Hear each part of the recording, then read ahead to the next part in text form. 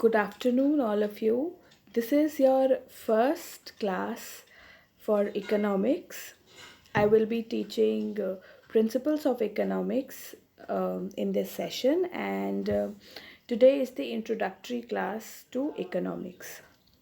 Since a lot of you are must be from a different and diverse background, so I will start from the scratch and we will discuss all the things about economics in this particular lecture. So, when we speak about economics, since it is a video lecture and I cannot really talk to you, so I will assume that when I ask this question from all of you, that what is economics, then the things that comes to your mind are money, wealth, stock exchange, right? These are the things that mostly comes to people's mind when they listen about or hear the word economics.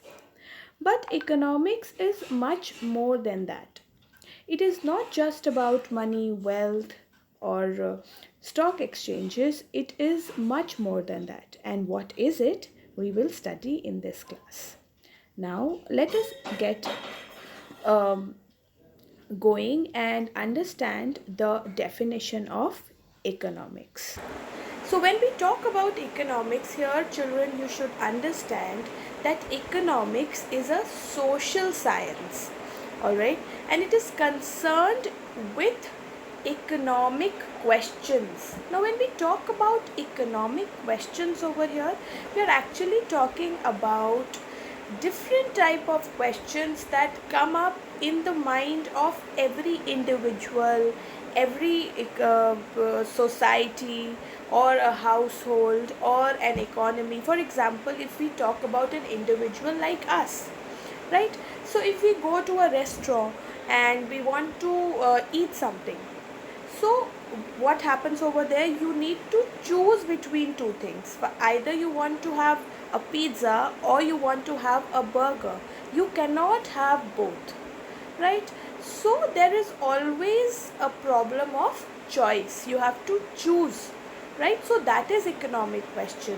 What are you going to choose, right? What an economy will produce, whether it will produce more of civil products, like for example books, for example mobile phones, for example toothpaste, etc., or will they produce things like guns, machinery, etc.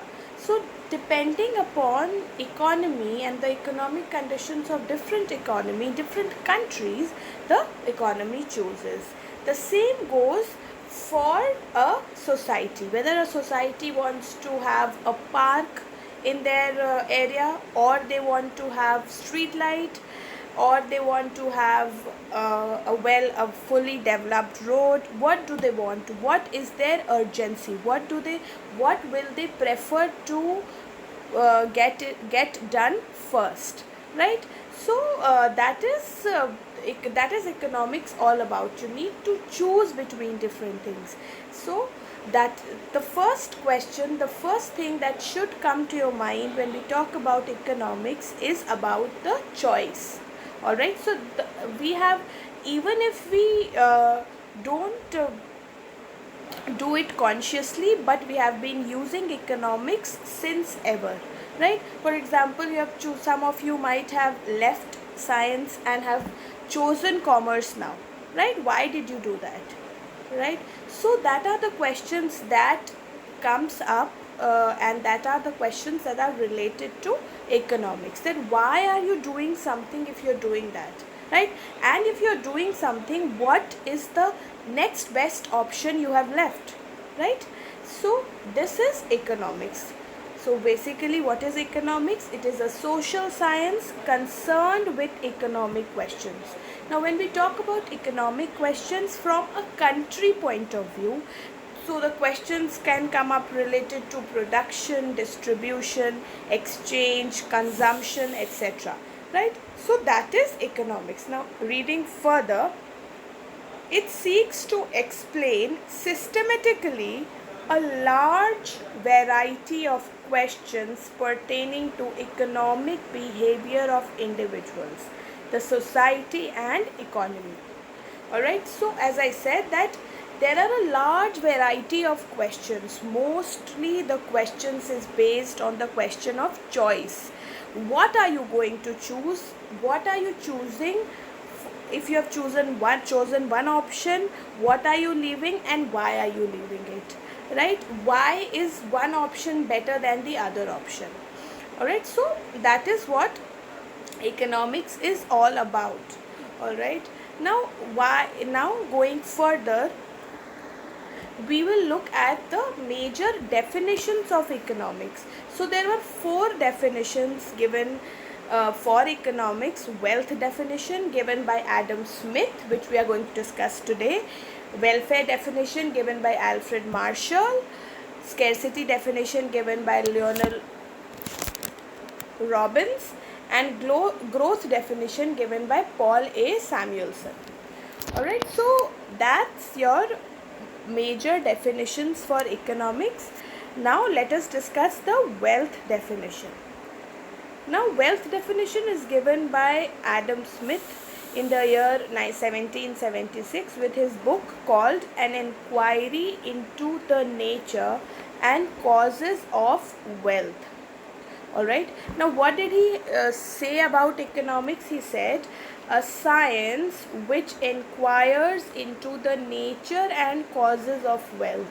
Now this definition was specifically given by the classical economist.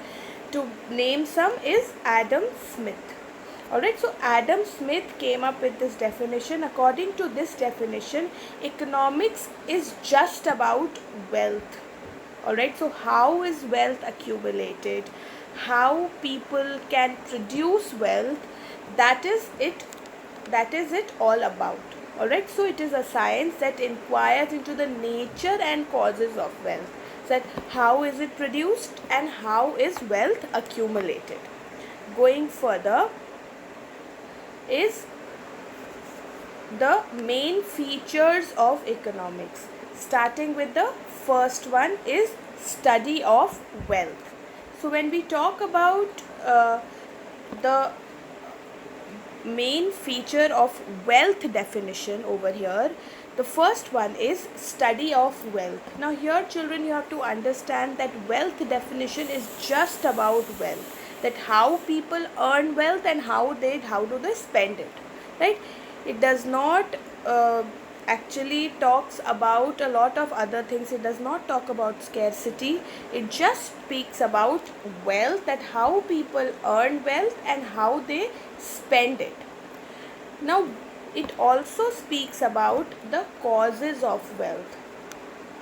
What are the reasons for wealth, right? How is it created, right? So the causes of wealth accumulation, which brings economic development.